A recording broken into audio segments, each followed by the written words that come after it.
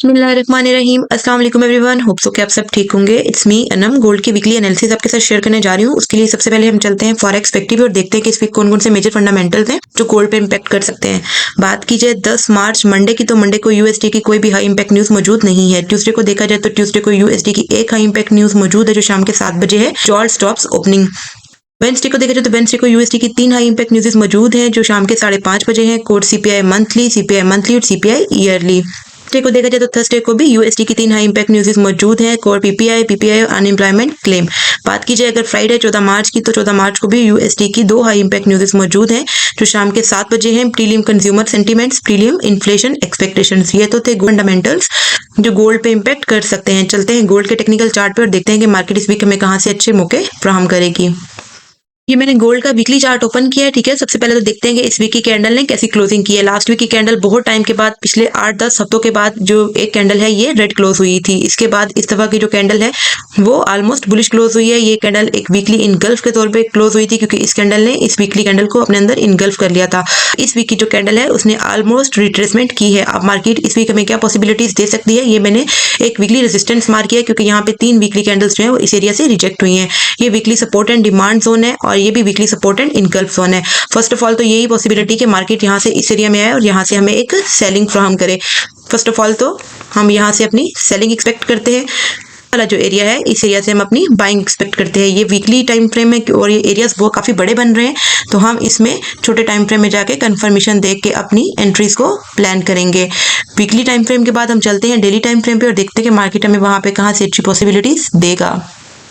Weekly time frame के बाद ये मैंने डेली का चार्ट ओपन किया, ठीक है। यहाँ पे मैंने कुछ एरियाज की मार्किंग की है। ये daily engulf and supply zone है, ये daily engulf and support zone है और ये भी daily engulf and support zone है। इस वीक में जो कैंडल्स क्लोज हुई हैं वो किस तरह क्लोज हुई हैं, आप देखिए कि पिछले 3 दिनों की जो कैंडल्स हैं वो इनडिसीजन डोजी के तौर पे क्लोज हुई हैं, ठीक है। इससे मार्केट में कुछ भी एक्सपेक्ट नहीं किया जा सकता कि मार्केट मजीद रिट्रेसमेंट करेंगी, नीचे आएगी या ऊपर जाएगी। लेकिन जब तक मार्केट इस एरिया से 320 और 25 वाला जो एरिया है इससे अगर मार्केट नीचे है तो मार्केट में हम सेलिंग ही देखेंगे और अगर मार्केट इस एरिया को ऊपर ब्रेक करती है तो फिर हम अपनी बाइंग की तरफ जाएंगे या हम ऊपर से इस डेली जो इनगल्फ का जोन है इसके फिल्टर एरिया से हम अपनी मजीद सेलिंग जो है वो एक्सपेक्ट करेंगे।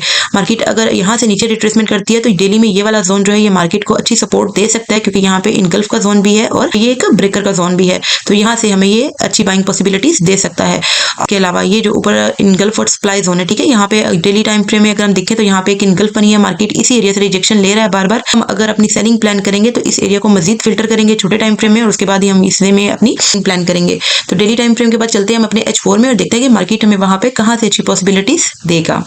H4 का चार्ट ओपन किया, यहाँ पे मैंने कुछ एरियाज की मार्किंग की है। ये H4 की रेजिस्टेंस एंड सप्लाई जोन है, ये H4 की इनगल्फ एंड सपोर्ट है, ये भी H4 की इनगल्फ जोन है, ये भी H4 का एक इनगल्फ जोन है। यहाँ पे ये एरिया जो हमने लास्ट वीक भी मार्क किया था, ठीक है, और मार्केट ने इस एरिया पे एक अच्छा रिस्पॉन्स दिया है। अब फर्स्ट ऑफ ऑल तो हम इसी एरिया में अपनी बाइंग पॉसिबिलिटीज देखेंगे, लेकिन ये एरिया टेस्टेड है, ठीक है। मार्केट ने यहाँ पे ऑलमोस्ट 2 से 3 दफा टैप किया है, ये एक स्ट्रॉन्ग सपोर्ट भी बन सकती है, ठीक है, लेकिन हम यहाँ पे कंफर्मेशन देख के ही अपनी एंट्री जो है वो प्लान करेंगे और इस एरिया से हम अपनी सेलिंग देखेंगे।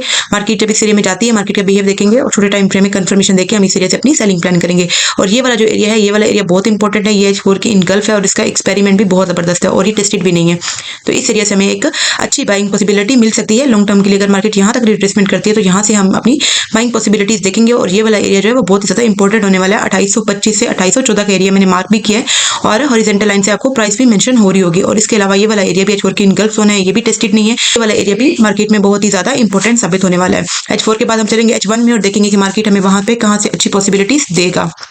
उनका चार्ट ओपन किया, यहाँ पे मैंने कुछ एरियाज की मार्किंग की है। ये H1 की रेजिस्टेंस एंड सप्लाई जोन है, ये H1 की एक स्ट्रॉन्ग रेजिस्टेंस है। पहले ये एक इनगल्फ का जोन था, ठीक है, जो हमने लास्ट वीक मार्क किया था। इस वीक मार्केट ने यहाँ पे अच्छा रिस्पॉन्स दिया, यहाँ से काफी दफा उसने रिजेक्शन ली है और अच्छा ड्रॉप भी लिया है। अब मार्केट के लिए इस एरिया को ब्रेक करना बहुत जरूरी है। अगर मार्केट ने मजीद बुलिश जाना है तो फर्स्टली उसका इस एरिया को ब्रेक करना बहुत जरूरी है।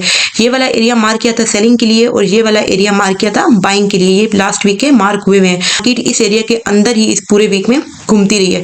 अब मार्केट अगर इस एरिया से नीचे है तो हमें हर दफा इस एरिया से अपनी सेल ही प्लान करनी है कंफर्मेशन के बाद, लेकिन मार्केट ने इस एरिया पे काफी दफा टैप किया है तो अब हम यहाँ पे जो भी सेलिंग अपॉर्चुनिटी देखेंगे वो कंफर्मेशन के बाद ही देखेंगे। अगर मार्केट इस एरिया को ब्रेक करती है तो फिर ये वाला एरिया जो है यहाँ से हम अपनी सेलिंग प्लान करेंगे।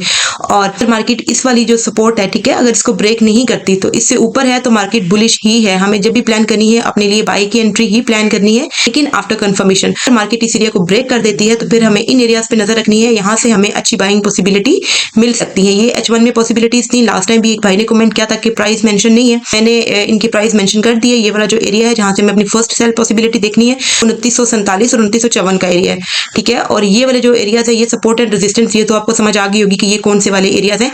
ये 2923 से 2930 तक का एरिया, ये वाला एरिया जो है ये एक स्ट्रॉन्ग रेजिस्टेंस का काम कर रहा है। जब तक ये एरिया ब्रेक नहीं होता हमें यहाँ से हमेशा अपनी सेल ही प्लान करनी है, लेकिन आफ्टर कंफर्मेशन डायरेक्टली एंटर नहीं होना। डायरेक्टली एंटर होने का बोला था, तब मार्केट ने यहाँ पे अच्छा रिस्पॉन्स दिया, यहाँ पे काफी दफा वो रिजेक्ट हुई है। अब हम इस एरिया पे अपनी सेल प्लान करेंगे, लेकिन कंफर्मेशन के बाद ये एक स्ट्रॉन्ग सपोर्ट का काम कर रही है। जब तक ये एरिया ब्रेक नहीं होता हमें इससे ऊपर मार्केट को बुलिश ही देखना है। ये एरिया ब्रेक करेगी तो मार्केट मजीद सेलिंग में आ सकती है।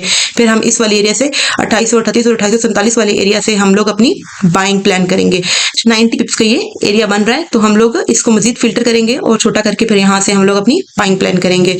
फर्स्टली तो इन दोनों एरियाज का ब्रेक होना बहुत जरूरी है। चाहे ये इधर ब्रेक करे, गोल्ड ने अगर मजीद बुलिश आना है तो इसको ऊपर की तरफ ब्रेक करे, और अगर बिलिश आना है तो इस एरिया को नीचे ब्रेक करे। सो आपको इस वीक के एनालिसिस की समझ आ गई होगी। आपको कोई भी क्वेश्चन है आप कमेंट सेक्शन में कर सकते हैं। अपना बहुत ख्याल रखिएगा गाइस। नेक्स्ट वीक के लिए wish you all the best. Allah Hafiz.